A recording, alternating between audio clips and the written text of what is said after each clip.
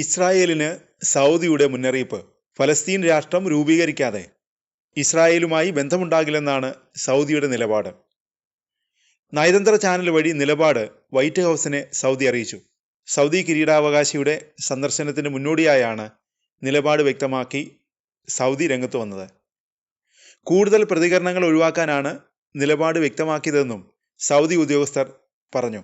അതിനിടെ ഗാസയെ വിഭജിച്ച് ഇസ്രായേൽ അന്താരാഷ്ട്ര സൈനിക നിയന്ത്രണത്തിലുള്ള ഗ്രീൻ സോൺ നിർമ്മിക്കാനുള്ള പദ്ധതിയുമായി US മുന്നോട്ടു പോകുന്നതായി റിപ്പോർട്ടുണ്ട്. പലസ്തീനികളെ റെഡ് സോണിലേക്ക് പൂർണ്ണമായി മാറ്റാനുള്ള പദ്ധതിയാണിതെന്നാണ് അന്താരാഷ്ട്ര മാധ്യമങ്ങൾ റിപ്പോർട്ട് ചെയ്യുന്നത്. ഗാസയുടെ പകുതിയിൽ താഴെ മാത്രം വിസ്തീർണമേ ഈ ഗ്രീൻ സോണിനുള്ളൂ.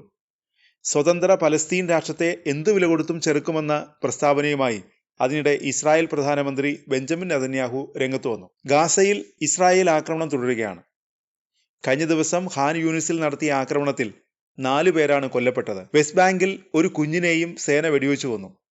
ഒക്ടോബർ 10 വെടിനിർത്തൽ നടപ്പായ ശേഷം ഗാസയിൽ 266 പേരാണ് ഇതുവരെ കൊല്ലപ്പെട്ടത്. ശക്തമായ മഴയും കാറ്റും മൂലം ഗാസയിലെ ജനങ്ങൾ ദുരിതം അനുഭവിക്കുന്നുവെന്ന വാർത്തയും പുറത്തു വരുന്നു. താൽക്കാലിക ടെന്റുകളിൽ കഴിയുന്നവരുടെ അവസ്ഥ അതിദയനീയമെന്നാണ് മാധ്യമ റിപ്പോർട്ടുകൾ പറയുന്നത്. 10,000 കടുത്ത ദുരിതത്തിലാണ്. ബദൽ താമസ സൗകര്യങ്ങൾ അനുവദിച്ചില്ലെങ്കിൽ അവസ്ഥ കൂടുതൽ ദയനീയമായി മാറുമെന്നാണ് ഗാസയിലെ അധികൃതർ പറയുന്നത്. ടെന്റുകളിൽ നിന്ന് വെള്ളം ഒഴുക്കിക്കളയുന്നതിനും ഖരമാലിന്യങ്ങൾ അവശിഷ്ടങ്ങളും നീക്കം ചെയ്യുന്നതിനുമുള്ള ഉപകരണങ്ങളൊന്നും ഗാസയിലില്ല. ഗാസയിലെ 1.4 ദശലക്ഷത്തിലധികം ആളുകൾക്ക് അടിയന്തര ഷെൽട്ടർ അനുവദിക്കണമെന്നാണ് ഐക്യരാഷ്ട്രസഭ പറയുന്നത്. കനത്ത മഴയെ തുടർന്ന് ഖാൻ യൂനിസിൽ കുടിയിറക്കപ്പെട്ട പലസ്തീനികൾ താമസിക്കുന്ന ടെന്റുകളിൽ വെള്ളം കയറി. പടിഞ്ഞാറൻ ഖാൻ യൂനിസിലെ അൽമവാസിയിൽ അഭയാർത്ഥി ക്യാമ്പുകളിൽ നിരവധി ടെന്റുകൾ മഴയിൽ മുങ്ങിയെന്ന് സിവിൽ ഡിഫൻസ് പറഞ്ഞു.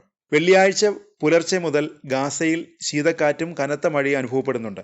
ഇസ്രായേൽ ആക്രമണത്തെ തുടർന്ന് വീട് നഷ്ടപ്പെട്ട 1.5 മില്യൺ ജനങ്ങളുടെ ജീവിതം ഇതോടെ കൂടുതൽ ദുരിതത്തിലായി എന്നാണ് മാധ്യമ റിപ്പോർട്ടുകൾ പറയുന്നത്. കനത്ത മഴയിൽ അഭയാർത്ഥി ക്യാമ്പുകൾ വെള്ളത്തിൽ മുങ്ങിയതിനാൽ ഗാസയിലേക്ക് അടിയന്തര സഹായം എത്തിക്കണമെന്ന് ഫലസ്തീൻ അഭയാർത്ഥികൾക്കായുള്ള UN ഏജൻസി ആവശ്യപ്പെട്ടു കഴിഞ്ഞു. വെടിനിർത്തൽ കരാറിലെ നിബന്ധനകൾ ലംഘിച്ച് ഗാസയിലേക്ക് ടെന്റുകളും താൽക്കാലിക വീടുകളും എത്തിക്കുന്നതിന് ഇസ്രായേൽ തടസ്സപ്പെടുത്തുകയാണെന്നും വിമർശനം ഉയരുന്നുണ്ട്.